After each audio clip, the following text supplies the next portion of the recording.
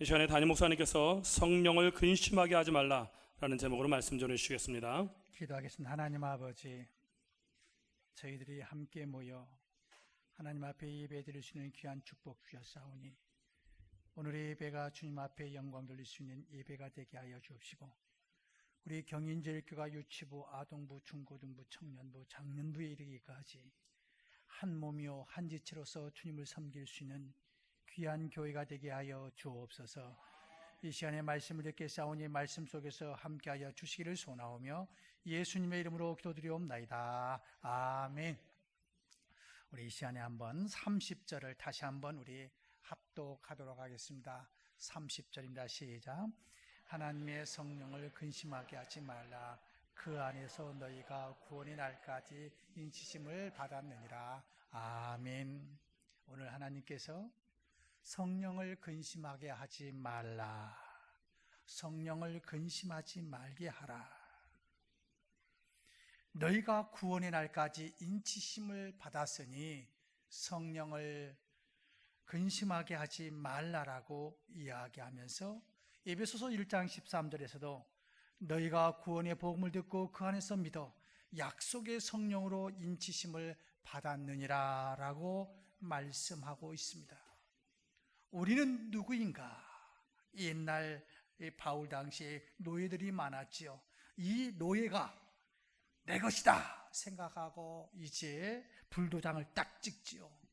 또 그 말이라든지 소에다가 이건 내 거다 하고서는 그 주인이 불도장을 찍듯이 우리는 누구인가? 하나님의 백성.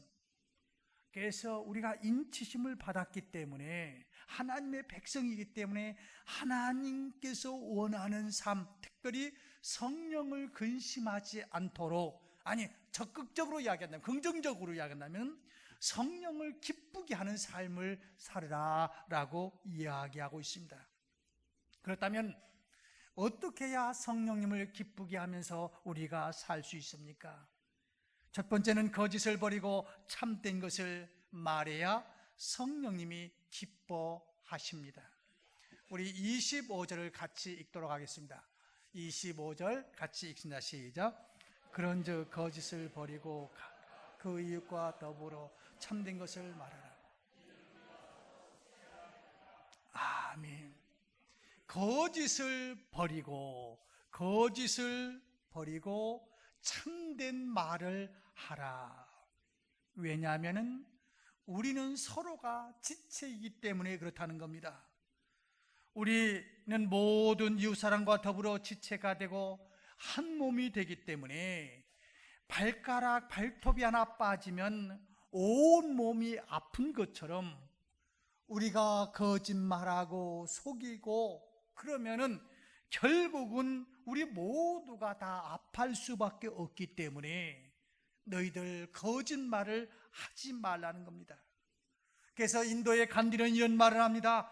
한 방울의 독약이 전체 우유를 먹을 수 없게 만드듯이 작은 거짓말도 사람을 못쓰게 만든다라고 이야기한다는 것입니다.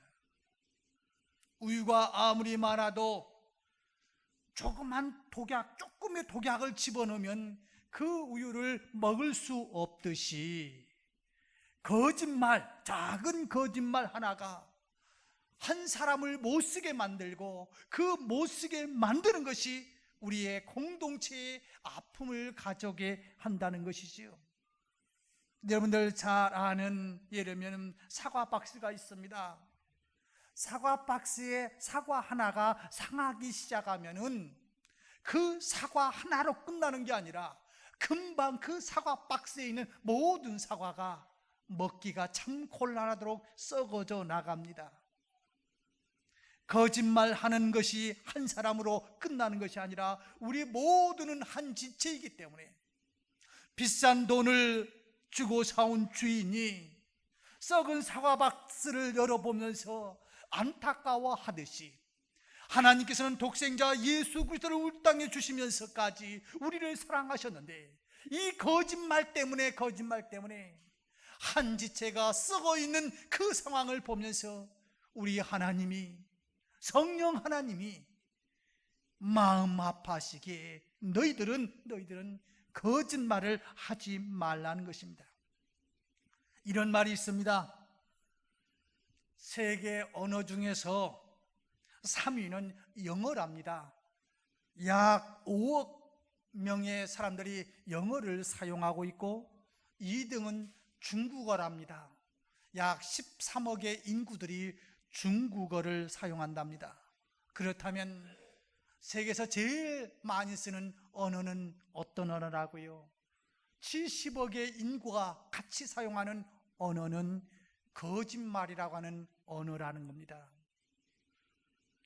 본문을 기록한 사도 바울 당시에도 너무나도 많은 거짓말을 하므로 성령 받은 성도가 첫 번째 버려야 될 것이 거짓말이라고 사도 바울은 이야기하고 있는 거예요.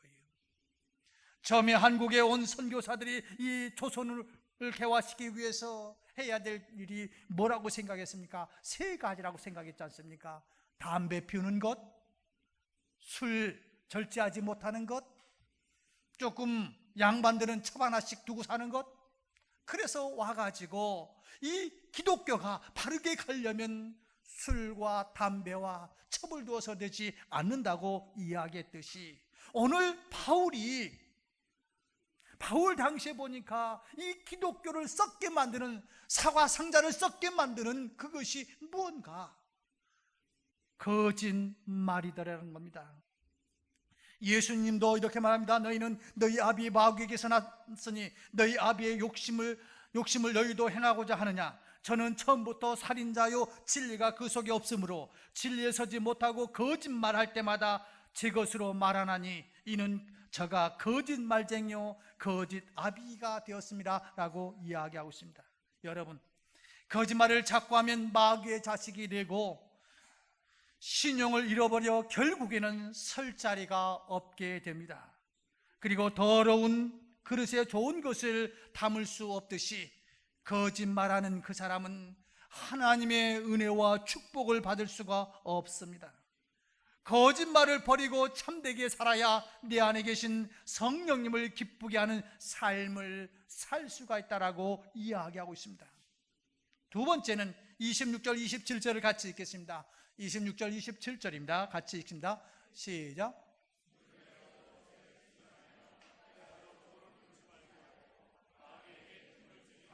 아멘. 자, 성령이 기뻐하는 삶은 뭔가? 분을 내지 않는 삶이고, 또 분을 냈다 할지라도 마귀에게 틈을 주지 아니하는 이러한 삶을 살으라는 겁니다. 분노는 히브리어로 아프인데 불쾌하다, 깨트리라는 뜻으로 마음의 평강이 깨트려지는 것을 말합니다. 분노하면 안색이 변하고 입에서 독한 말이 나오고 나아가서 거칠게 싸우다가 살인까지도 가는 안타까움이 있습니다.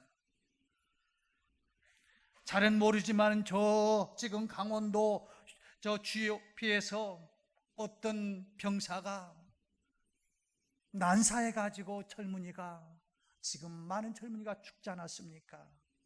아마 그것도 결국은 이 분을 참지 못해갖고 난사해갖고 많은 자기의 동료들을 그렇게 사살했을 거예요.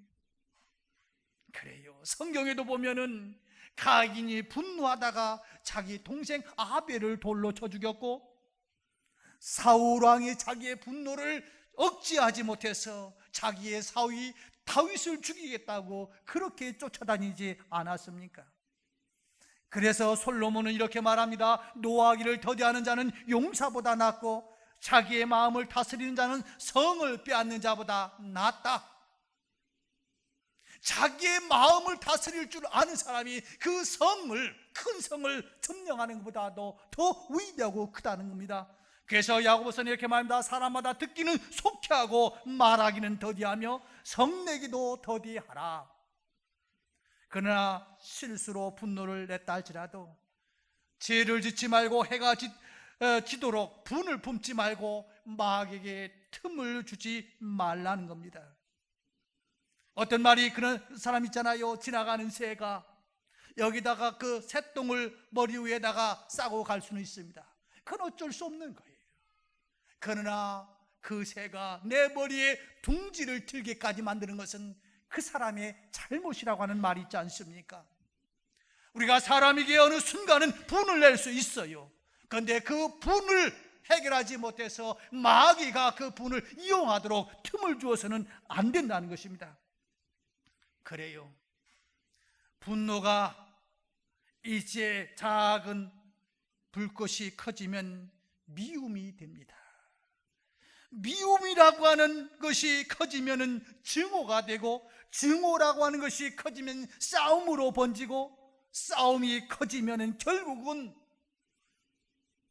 안타까웠던 저 부대의 사건과 같이 내가 이 방아쇠를 당기면은 그 다음에 내가 어떻게 될 거는 생각하지 못하고 그냥 그 분 때문에 나도 아프고 나도 망하고 남도 망하게 만드는 그런 일로 가는 것이죠.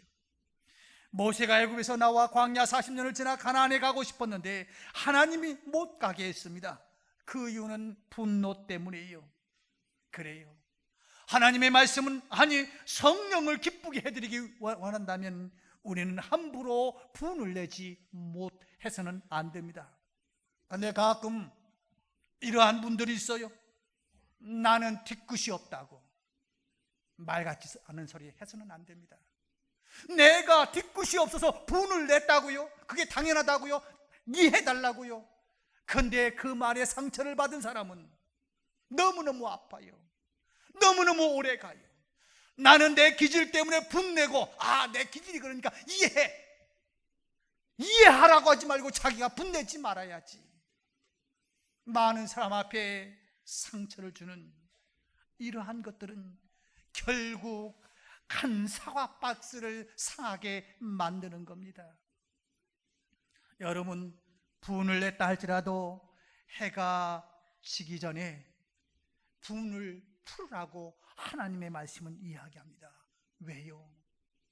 그것을 자꾸 품으면은, 어미닭이 계란을 품으면은 하루 품었다고 해서 그게 병아리가 되는 게 아닙니다. 일주일 품었다고 병아리가 되는 게 아닙니다. 그런데 안 된다고 생각하고 자꾸 품었더니 21일 세일해가 지나가니까 그 달걀에서 병아리가 생기듯이 이 분이 하루 지났다고 어떠한 뭐가 나타나는 것인데, 하루 품고 이틀 품고 자꾸 품다 보니까 하나님께서 가장 싫어하는 열매가 나오더라는 겁니다. 그래서 오늘 하나님의 말씀은 분을 내더라도 마귀가 틈타지 아니하도록 빨리 해결하라는 겁니다. 28절에 읽습니다. 28절을 같이 읽습니다. 28절 시작. 도둑.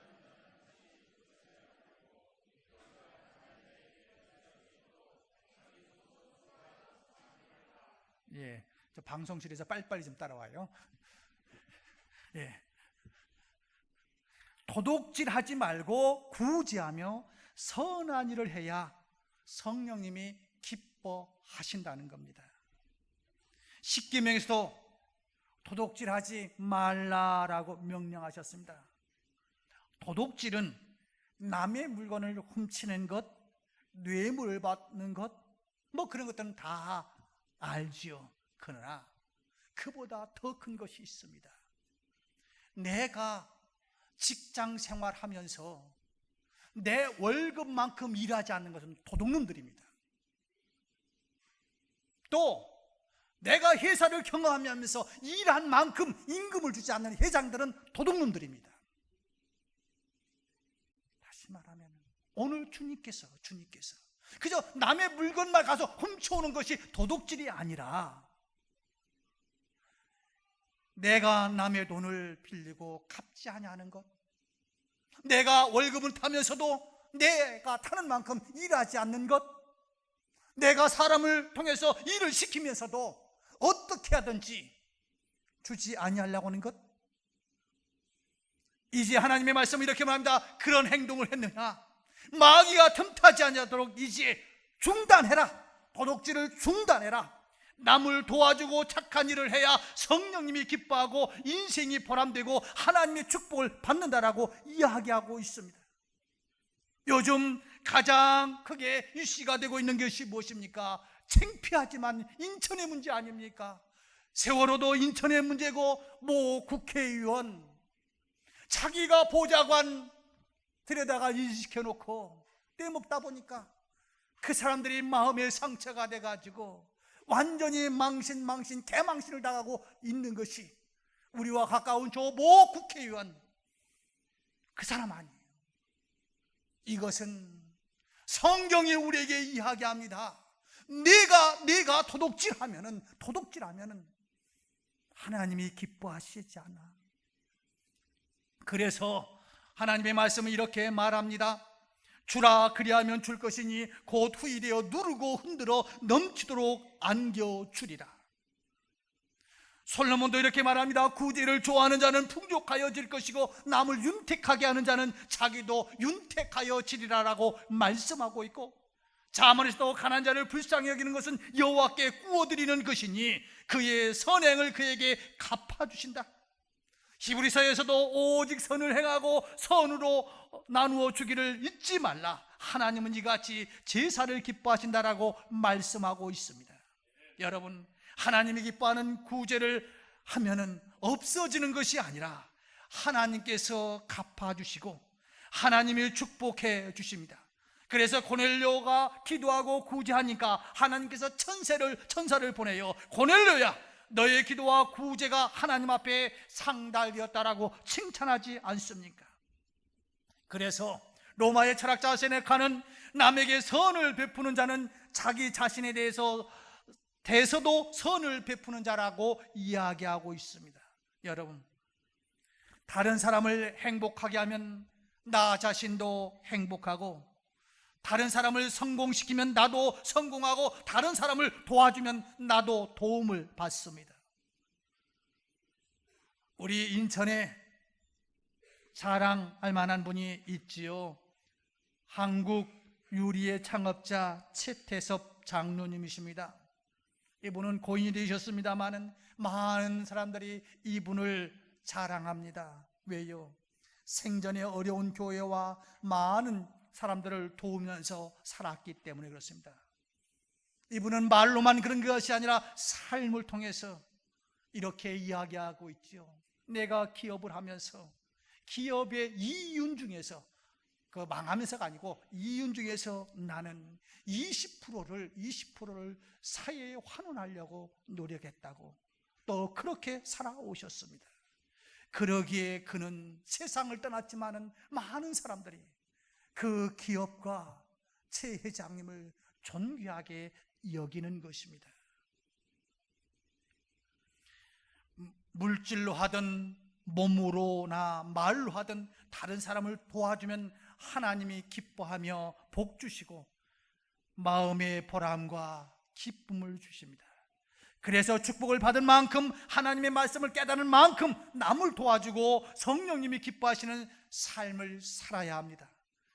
네 번째는 29절입니다. 29절을 같이 읽습니다. 시작. 무릇 더러운 빚밖에도 내지 말고 오직 덕을 세우는 데 소용되는 말 듣는 자에게 은혜를 끼치게 하라. 아멘. 성령을 기쁘게 해드리려면은 더러운 말을 하지 말고 대신 선한 말을 해서 덕을 세우는 언어를 사용하라는 겁니다. 잠언 18장 20절에서 사람은 입에서 나오는 열매로 말미암아 배부르게 되나니 곧 그의 입술에서 나는 것으로 말미암아 만족하게 되느니라. 잠언 18장 21절에서 죽고 사는 것이 혀의 권세에 달렸나니 혀를 쓰기를 좋아하는 자는 그 열매를 먹으리라. 예수님도 내가 너에게 이르노니 사람이 무슨 무익한 말을 하든지 심판날에 이에 대하여 신문을 받으리니 내 말로 의롭다함을 받고 내 말로 정죄함을 받으리라. 탈무드에서는 이런 말을 합니다. 말이 입 안에 있을 때는 내가 말을 지배하지만 말이 입 밖으로 나오면은 바로 말이 나를 지배한다고. 여러분, 입안에 있을 때는 내가 말을 지배할 수 있습니다. 그런데 이 말이 입 밖으로 나오는 순간 나는 그 말에 의해서 통제를 받게 됩니다. 그렇다면 우리는 어떻게 살아야 됩니까? 어떠한 분이 이런 말을 하더라고요. 이게 정확한 통계는 모르겠습니다만 98%가 말의 지배를 받아 사는 것이 우리의 인생이라는 겁니다. 이 뇌의 98%가 내가 말한 거에 영향을 받는다는 겁니다. 그러므로 나는 할 수 있다고 하는 긍정적인 말, 나는 행복하다고 하는 말, 나는 승리하다고 하는 말, 당신은 참 귀하다고 하는 말, 이런 말을 써야 돼요. 한번 우리 유식한 말 한번 써볼까요? 노시보 현상. 다시 한번요. 노시보 현상. 다시 한번 노시보 현상. 오늘 이 노시보 현상이라고 하는 것이 뭐냐면은 의사 말 한마디가 환자를 살릴 수도 있고 죽일 수도 있다는 거예요. 그래서 시험을 했는데 밀가루를 가지고 아주 이건 좋은 소화제라고 이야기하고 이 약을 환자에게, 위장병 걸린 환자에게 주었더니 거짓말같이 이 밀가루 먹고 위장병 걸린 사람이 낫더라는 겁니다. 이게 노시보 현상이에요. 밀가루와 위장약하고는 아무 상관없는데 내가 내 몸을, 이 위장병을 고쳐야 되겠다고 하는, 그래서 이 의사 선생님한테 내 몸을 맡기면서 나는 치료받겠다고 온 사람한테 이 약은 정말로 좋은 약이라고, 조금 더 보태면 이건 뭐 우주적인, 당신밖에 먹을 수 없는, 그렇죠, 밀가루, 위장약으로 밀가루 먹는 당신밖에 먹을 수 없고 이건 특별하게 조제된 내가 연구한 그런 약인데 이 약 먹으면 금방 날 거라고. 그러면 무엇 먹고도 위장병이 나요? 밀가루 먹고. 이게 노시보 현상이라는 거예요. 노시보 현상. 여러분들의 자녀들, 여러분의 구역원들, 우리 경인제일교회도 이 노시보 현상 속에서 우리가 영향을 받고 살 수 있다는 거예요.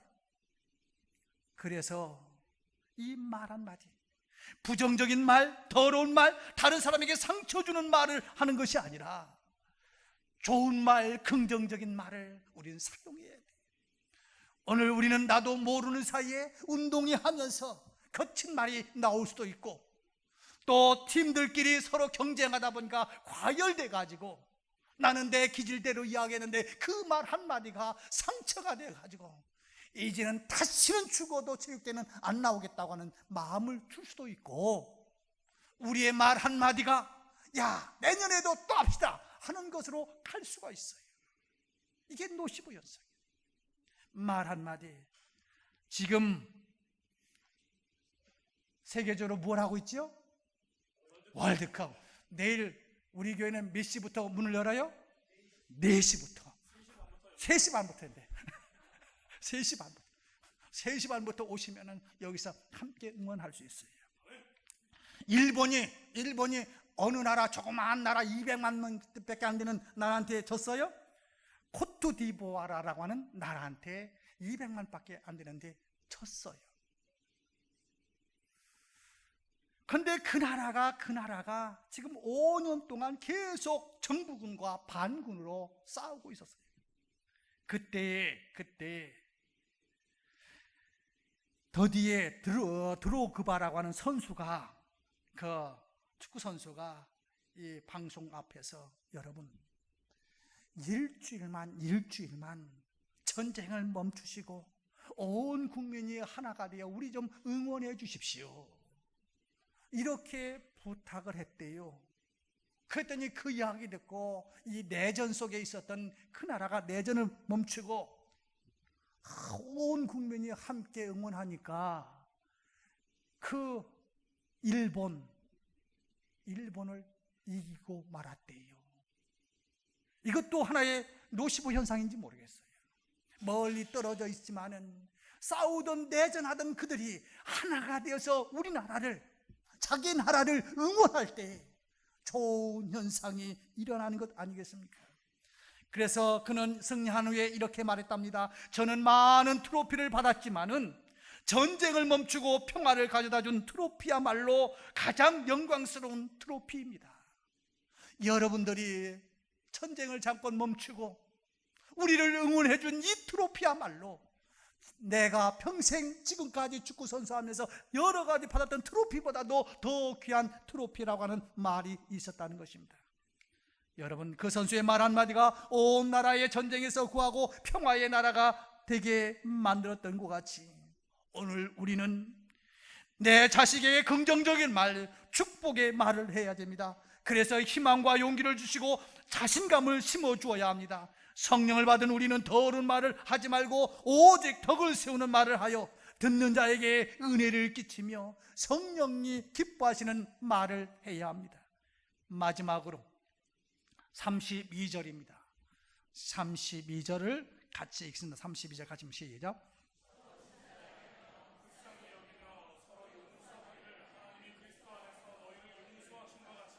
예. 아멘. 용서하라는 겁니다. 용서하라. 근데 그렇잖아요. 이 교회 안에서 싸움 붙으면 교인들끼리 한번 싸움 붙으면 해결책이 없게 얼마나 질긴지 삼겹줄보다도 더 질기고 해결할 책이 없대요. 그러니까 어떤 사람이 농담으로 그러더라고요. 선교사들이 한국에 들어와서 제일 잘못한 거 하나 중에 하나가 술 못 먹게 한 거. 그때 선교사들이 술 먹게 하면은 이 한국계가 이렇게 질질 끌면서 싸우지 않았을 텐데. 먹으라는 게 아니에요. 그러니까 이 사람들이 특별히 우리가 잘못하는 부분이 용서에 너무 약해요. 성령님께서 오늘 이야기하기를 용서하라, 용서하라. 이 초대교회가 위대한 교회가 될 수 있고 이 초대교회를 통해서 지금까지 많은 사람들이 구원받을 수 있었던 것은 무엇입니까? 그렇게 핍박받을 때에 초대교회에 이런 글이 있었다고 합니다. 나를 저주하십시오. 당신들이 나를 저주하면 할수록 나는 당신들을 더욱 사랑할 것입니다. 내게 침을 뱉으십시오. 그러면 나는 그 사랑의 숨결을 당신에게 뿜어낼 것입니다. 나를 구타하십시오. 나는 신음하는 신음소리로 여러분을 사랑을 고백할 것입니다. 나를 찌르십시오. 나는 사랑한다고 큰소리로 절규할 것입니다. 나를 짐승의 먹이로 던지십시오. 나는 사랑의 제물이 될 것입니다. 나를 불태우십시오. 그러면 나는 사랑의 열기로 당신들의 가슴을 녹일 것입니다. 당신들이 나를 저주해도 내게 침을 뱉어도 구타해도 창을 찌르고 짐승에게 먹잇감으로 던져준다 할지라도 나는 당신들을 용서해 주겠다고 하는 그 위대한 정신들, 그 마음이 이 기독교를 세계에 전파할 수 있었던 것입니다. 우리는 모두가 죄인입니다. 과연 누가 누구를 용서하고 누가 누구를 용서할 수 있습니까? 가만히 생각해 보면 우리가 얼마나 많은 죄를 지었습니까? 우리가 얼마나 많은 주님의 마음을 아프게 했습니까? 우리가 다 큰 죄인 아닙니까? 오늘 하나님의 말씀은 우리에게 말씀합니다. 하나님의 그리스도 안에서 너희를 용서함 같이 너희도 용서하라고. 하나님께서 예수님의 십자가의 피로 우리를 용서해 준 것처럼 우리도 하나님의 은혜의 말씀을 따라서 용서해야 합니다. 그런데 용서 안 하고 미워하면 나만 손해보고 상대방은 아무렇지 않습니다. 그래서 결국 용서하는 것이 다른 사람을 위한 것이 아니라 나예요. 내가 용서하지 않으면 내가 폐인돼.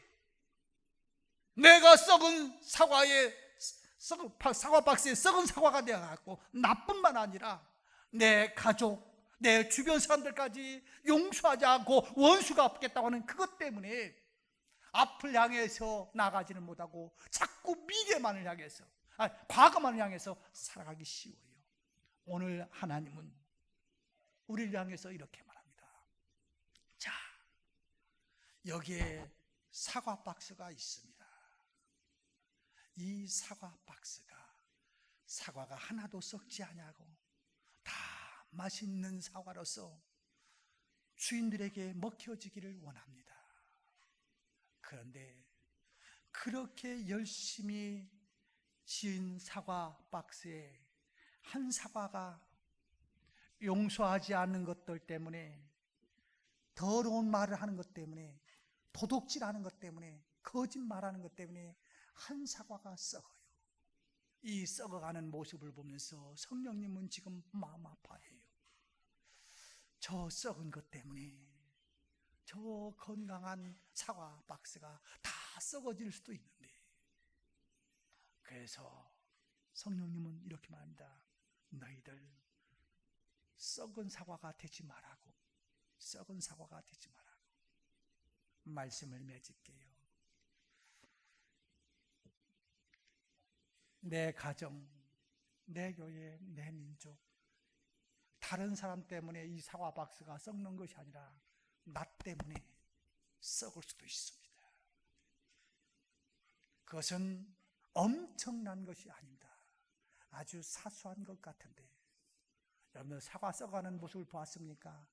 처음에는 까만 점 하나가 있어요. 점 하나가 처음부터 다 썩었으면 아예 사과 박상자에 넣을 때 빼놓죠.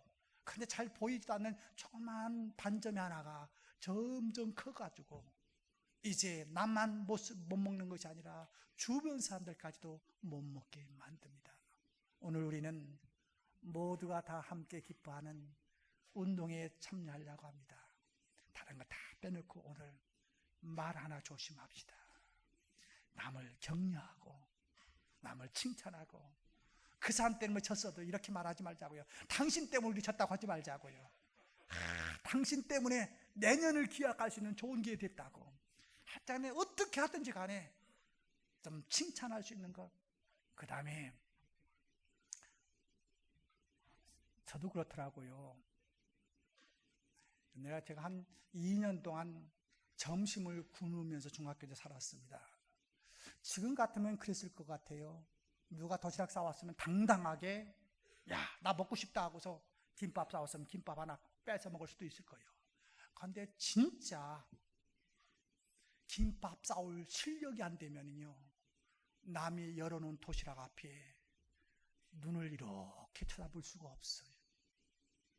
저는 한 2년 동안 점심을 굶으면서 땡치면 너 도시락 그 이야기 들을까봐 제일 먼저 그 교실을 점심시간 따랑 올리면 끝 하고 선생님이 하면 제일 먼저 나가는 그 마음, 살아보지 않은 사람은 그 경제적인 고통을, 도시락 싸오지 못하는 그 아픔을 모를 거예요. 차를 가진 사람은 그런 마음 모르는데, 차 없이 저 운동장으로 가야 될 사람들 차를 태워달라고 하는 말 쉽게 못해요. 쉽게 못해요. 그러니까 차 있는 사람들이 한번 옆 사람 봐봐. 옆 사람 차 있는가 없는가. 있는 사람이 제가 차 있으니까 제 차 타고 같이 갑시다, 이 말 해주는 것이 우리 기독교인의 삶의 언어예요. 그러니까 없는 사람일수록 자존심이 세고 미안해요. 상처도 더 심해요. 김승열 장로님은 운동 잘하니까 무슨 얘기 하더라고. 운동장에서 상처 안 받아. 그런데 제가 축구하다가 넘어져갖고 한마디 하면 저는 상처를 받아. 왜냐하면 축구를 못하니까. 그러니까 못하는 사람들을 한번 잘 보시면서 격려하시고, 또 지금 점심 이렇게 가서 잡수려면 한꺼번에 가니까 좀 복잡하지 않겠어요? 누구부터요? 교회 제일 귀한 VIP는 우리 교회 제일 늦게 등록하신 분이 VIP입니다. 그저 저 식당에서 얼굴 있다고 빨리 나 하나 줘 그러지 말고, 새치기 하지 말고, 어디서 봐요? 그 제일 늦게 등록하신 분부터 내가 뜰 수 있어도 먼저 뜨시라고, 그래야 된단 말이에요. 근데 그게 하루아침에 되느냐는 말이에요. 안 돼.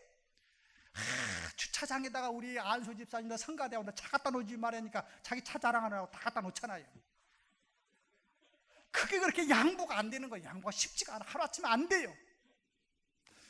우리가 성령을 기쁘게 해야 되는 것이 멀리 있는 게 아니에요. 멀리 있는 게 아니에요.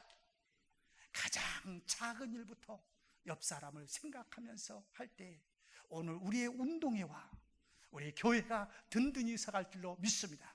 기도하겠습니다.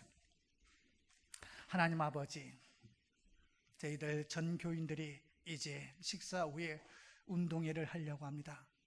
기분 좋게 출발했다가 상처받는 일 없도록 허락하여 주옵소서.